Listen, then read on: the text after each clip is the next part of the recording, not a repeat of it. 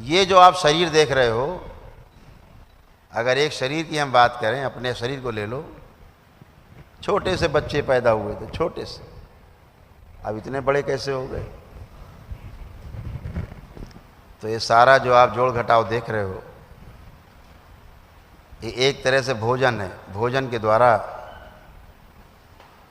अन्नमय कोश के द्वारा हमारे शरीर में परिवर्तन लगातार होते रहते हैं। प्रत्येक 7 वर्ष में ये जो शरीर आप देख रहे हो, स्थूल शरीर, 7 वर्ष जन्म के जैसे ही पूरे होते हैं, ये शरीर पूरा का पूरा मर जाता है, बचता ही नहीं। एक परमाणु अंश तक नहीं बचता, एक कोशिका नहीं बचती, एक सेल नहीं बचता आपका। ऐसे ही अगले 7 वर्ष 1 दिन से लेकर के 14 वर्ष पूरे होने तक फिर शरीर मरता है दोबारा, पूरा का पूरा मर जाता है, बचता ही नहीं।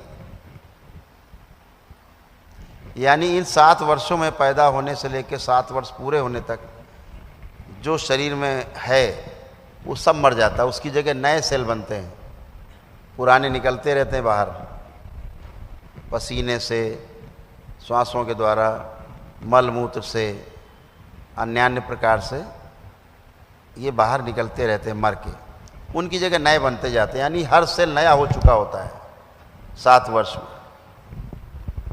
तो ये होता है किसके द्वारा है? अन्न के द्वारा। ये जो हो रही है प्रक्रिया, हमको आपको पता भी नहीं लगती कि कब हो गई। इनमें जो प्रक्रिया को तेज करती है कोई चीज, उसका नाम है बुखार।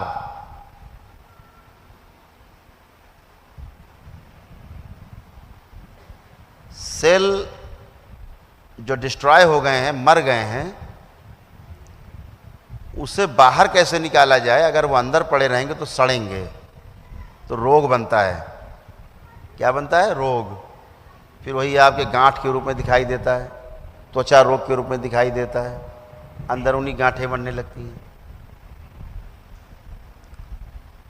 तो बुखार का काम है आपके इन अवशेषों को, मृत अवशेष जो हैं, जो मर गए अंदर सेल्स, ये बाहर निकल जाएं। जब ये बाहर नहीं निकल पाते तो बुखार आता है। क्यों आया बुखार? वो सेल बाहर नहीं निकल पा रहे हैं, अंदर सड़ रहे हैं, सड़न पैदा हो गई है। तो बुखार क्या करता है? आते ही आपकी भूख बंद कर देता है। पहला काम भोजन। बुखार का काम क्या है? मन नहीं करता खाने का। पानी का भी टेस्ट बदल जाता है, पानी का भी टेस्ट आपको नहीं आता। लेकिन फिर आप कहते हो पत्नी से, माँ से, जरा कुछ चटपटा बनाओ क्योंकि स्वाद नहीं आ रहा है, कुछ जरा चटपट टाइप का हो जाए। जी मचल रहा है कुछ खाने को, अंदर डिमांड नहीं हो रही है, भूख नहीं है, लेकिन जीभ लपलपा रही है, केवल लपर लपर कर रही, जी कुछ खाने को चटपट हो जाए। रोज आदत पड़ी है। तो आप क्या करते हो? बुखार को और निमंत्रण दे देते हो, भैया बने रहो, तो बुखार फिर नहीं जाएगा। क्योंकि जो एनर्जी शरीर की आपकी बुखार के रूप में शुद्धि के लिए आई है, अंदर जला के भस्म करने के लिए आई है, मारने के लिए आई है गंदगी को, उस एनर्जी को आप दूसरा काम देते हो, भोजन दिया, अब वो एनर्जी उसको पचाने में लग जाएगी। वो शुद्धि के लिए, मान लीजिए आपका आश्रम है, 100 कर्मचारी बुलाए जाएं, भैया आश्रम की सफाई करनी है, ठीक है। अब उन्हें आश्रम की सफाई करने के लिए बुलाए गए और उनसे कहो भैया एक काम करो, सब लोग जरा बाहर चलो हमारे साथ और जरा खेलेंगे। अब खेलते रहो दिन भर, सफाई कौन करेगा? तो ऐसे ही आप खेलते हो कि आप फिर खाते हो कुछ ना कुछ। जानवर को आप देखिए, उसको बुखार आए और आप उसकी सबसे पसंदीदा चीज दो, वो मुंह घुमा लेगा। नहीं खाएगा।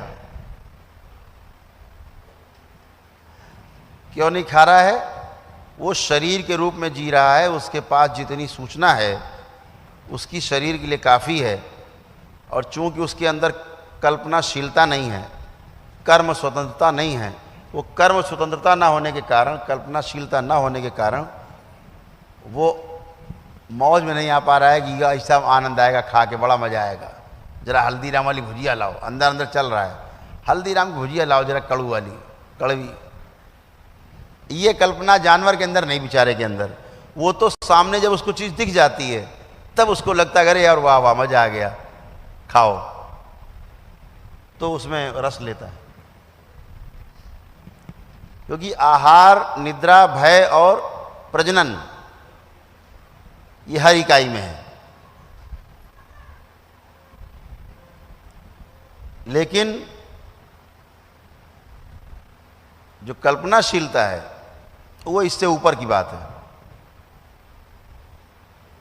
वो इंद्रियों के द्वारा होता है, वो मनुष्य शरीर में है, ज्ञान इंद्रियों के द्वारा आपके होता है, कर्मेंद्रियों के द्वारा आपके होता है, मन के द्वारा आपके होता है। तो ये वो एक अलग अलग व्यवस्था है। तो क्या करता है बुखार, इसको समझ लेना है आपको, तो आपको सुख मिलेगा, क्योंकि अब आप शरीर को देख पाओगे। तो बुखार का काम क्या है? आपके शरीर का ताप, टेम्परेचर बढ़ा देता है। क्यों बढ़ाया टेम्परेचर? क्योंकि जो अंदर जो बैक्टीरिया है वो आपके शरीर के तापमान में रहने का आदी है।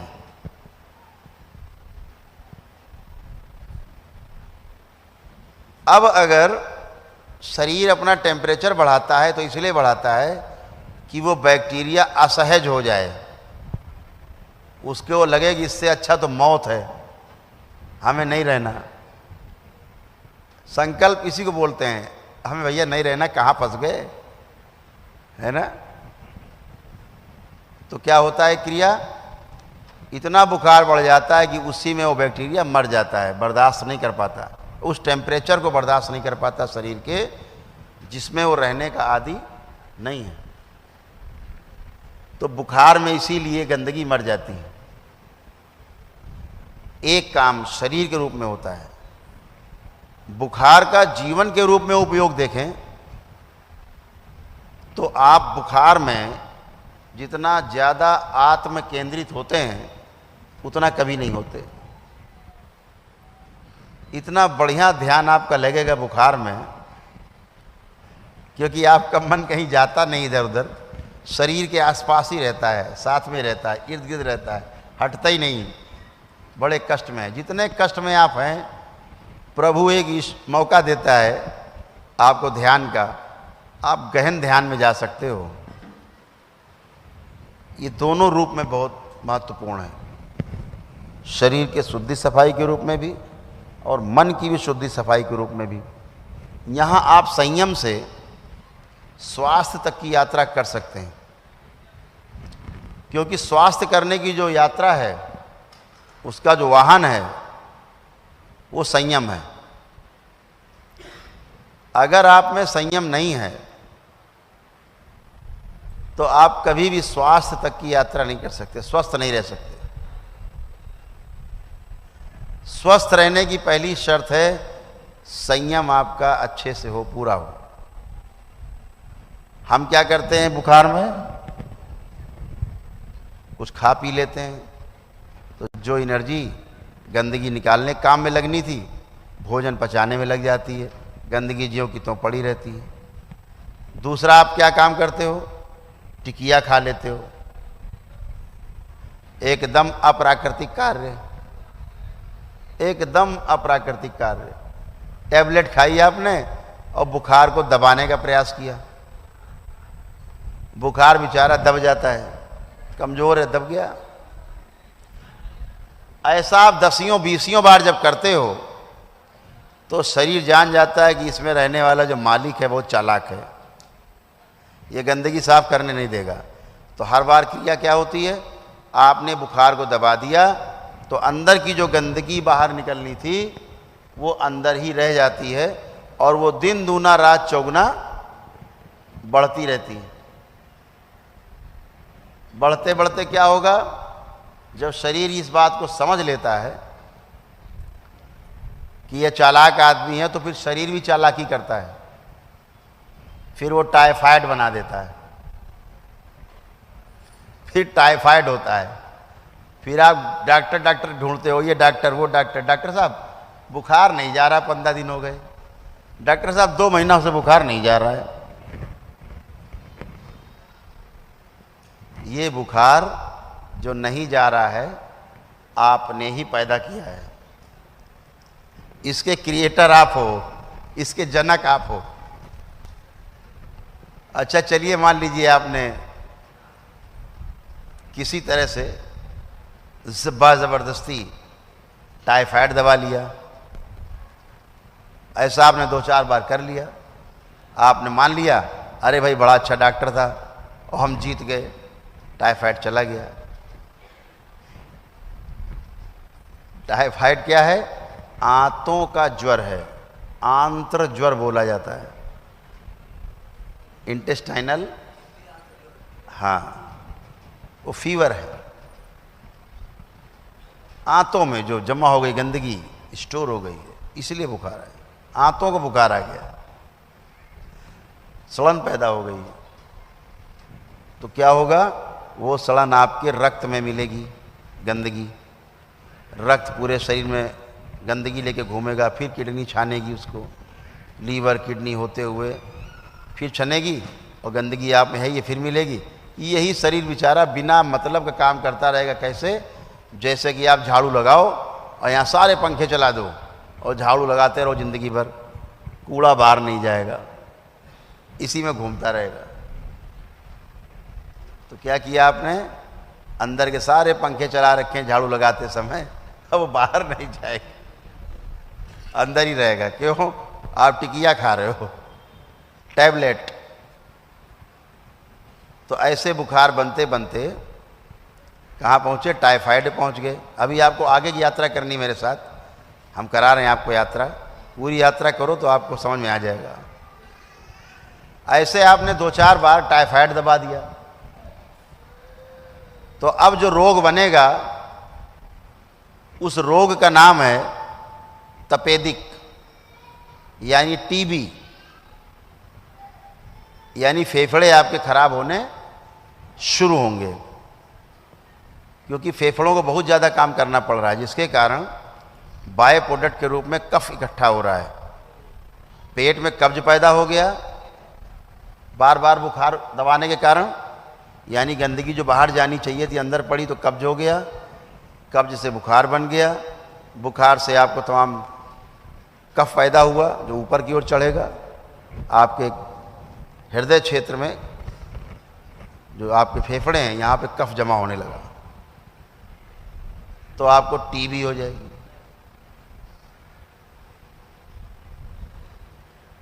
टीबी के बाद भी ध्यान न दिया, फिर आपने टिकिया टैबलेट जारी रखी, तो कैंसर बनेगा। फिर यही कफ जो है मस्तिष्क की ओर यात्रा करता है और पूरा शरीर कफ से आप भर जाते हो, आपका शरीर आच्छादित कर लेता है। उससे क्या होगा, जीवन खतरे में पड़ जाता है, शरीर आपका खतरे में पड़ जाता है। तो जब भी बुखार आए तो आपकी पहली कोशिश अगर ये हो कि आपको एनीमा अगर उपलब्ध हो, एनीमा है ना, जैसे बच्चों के एनीमा लगाते हैं, कोई प्राकृतिक चिकित्सक केंद्र हो, या एक पंप आता है छोटा सा, उसको रखना चाहिए, 25-50 रुपए का, 50 रुपए का मिलता है, 40-50 रुपए का, उसको एक सिरा पानी में रहता है, एक सिरा गुदा द्वार पे पंप कर लिया, 200-300 ml 400 ml पानी गुनगुना करके, हल्का सा नमक डाल के, और सब बाहर। कभी किसी को बुखार आ रहा हो, कैसा बुखार आ रहा हो, आप उसको दिन में 2-3 एनीमा लगवा दो, बुखार भाग जाएगा बगैर दवा के। अभी तो करौली सरकार के दरबार में एनीमा अपने आप ही लग जाता है, बुखार गायब हो जाता है। लेकिन वो जो नकली बुखार है वो तो चला जाता है, लेकिन जो शरीर में गंदगी इकट्ठी हो गई है उसके लिए आपको ये प्रयास करना चाहिए। जैसे एनीमा लगाते, आप कोई डॉक्टर एलोपैथी में आप कभी जाएं और बुखार हो, आप भर्ती हो, आप डॉक्टर से केवल अगर ये कह दो दिन में 2-4 बार कि डॉक्टर साहब एनीमा लगवा दो हमारे पेशेंट को, वो डॉक्टर झल्ला जाएगा आपके ऊपर। क्यों झल्लाएगा? उसे पता है बुखार चला जाएगा, और बुखार गया तो पेशेंट भाग गया। ये भी पता है। वो पता है आपको सलाइन क्यों लगती है यहाँ, वो सलाइन लगा देते हैं, वो टांग देते हैं बोतल, और अंदर आपके ग्लूकोज जाता रहता है। क्यों लगाते पता है? ताकि भाग न जाओ। तो आप लगे तो आप पड़े हो, और आपको भ्रम रहता है कि चिकित्सा हो रही है। वही क्या चिकित्सा हो रही है? हम आपको पानी पिला रहे हैं, कोई चिकित्सा है? कहीं पर उसका सदुपयोग है, ऐसा नहीं कि बेकार है। लेकिन उसका दुरुपयोग खूब हो रहा है। सर्जरी के अपने सदुपयोग हैं, सर्जरी का अपना लाभ है। जहाँ पर शरीर भारी खतरे में होता है और सर्जरी की आवश्यकता होती है, तो दरबार आपको सलाह देता है कि सर्जरी जरूर करानी चाहिए। लेकिन जहाँ सर्जरी की आवश्यकता ही नहीं है, दरबार देख रहा है कि यहाँ सर्जरी नहीं होनी है, तो वहाँ नहीं होनी चाहिए। ऐसे ही लोगों को समझ लेना चाहिए। लेकिन अब वो एक बड़ा व्यवसाय बन गया है सर्जरी का। आप पहुँचे, देखे आपने कि आपको देख लिया ठीक ठाक आदमी है, 1-2 लाख खर्चा कर सकता है, 100% आपको सर्जरी पक्का तय है। और कहीं आपने कह दिया डॉक्टर साहब जैसे भी हो, चाहे इसके बराबर रुपया लग जाए, अब आप बचाना है, तो समझो पक्का मरे। क्योंकि डॉक्टर साहब अब कोई प्रयोग ऐसा नहीं बचा होगा जो आप पे ना करें। वो उन्हें पता है हर प्रयोग का पैसा मिलेगा। तो इसीलिए बहुत पैसे वाले लोग अस्पताल जाके इसीलिए मर जाते हैं प्रेम से, आईसीयू में वेंटिलेटर पे पड़े पड़े मर जाते हैं। घर वालों को भी नहीं पता लगता कब मर गए, उनको भी नहीं पता लगता कब मर गए, दोनों आराम में। और कभी कभी तो डॉक्टर को भी नहीं पता लगता कब मर गया पेशेंट। वो 2-3 दिन बेचारे को वेंटिलेटर पे ही रखे रहते हैं। फिर नर्स बताती है डॉक्टर साहब लग रहा वो नहीं रहा। अच्छा, देखा उनका वाकई, जल्दी सूचना दो सबको। ऐसा भ्रम रहता है। तो ऐसे भ्रम पूर्वक नहीं जीना है हमें। हमारे जीने में और हमारे जिंदा रहने में फ़र्क करना है। जब हम जिंदा रहना चाहते हैं तो माता पिता उस रूप में हमें ज्ञान देते ही हैं, सूचना देते ही हैं। लेकिन जीना कैसे है ये गुरु दीक्षा के बाद तय होता है। तो आपसे छोटी छोटी बातें होती रहेंगी ताकि आप शरीर को भी समझें। शरीर में कुछ भी हो रहा है, आपने उसको एक नाम दे दिया रोग, लेकिन जब समग्रता में देखेंगे तो जिसे आप रोग कह रहे हो वो एक्चुअल में आपके शरीर की शुद्धि सफाई है। लेकिन बहुत ज़्यादा गंदगी इकट्ठी हो गई है, जब वो निकलना शुरू होती है तो वो असाध्य रोग मान लिया जाता है। तो इतनी गंदगी हो गई है कि अब निकलना मुश्किल है। उतने शरीर की आयु नहीं बची, इतनी गंदगी निकलती रहे तो भी नहीं निकल पाएगी, तो असाध्य हो गया। तो रोगों को इस अर्थ में लेना है कि हमारे शरीर में कोई गड़बड़ी भोजन से हो रही है। जो भी शरीर आपका बना है ना, ये भोजन से ही बना है। यानी ये शरीर में कहीं चटनी आपके दिख रही है, हमें कहीं रायता दिख रहा है, कहीं सब्जी दिख रही है, कहीं रोटी दिख रही है, कहीं पिज्ज़ा दिख रहा है, बर्गर दिख रहा है। इसी का जोड़ ये शरीर है, इससे ज़्यादा कुछ नहीं। अब ये खाना बंद कर दो, सिकुड़ना शुरू हो जाएगा। ये दरबार के वीडियो में वो शक्ति है कि अगर आपके अंदर आस्था विश्वास श्रद्धा है, वीडियो देखते देखते आप स्वस्थ हो जाते हैं।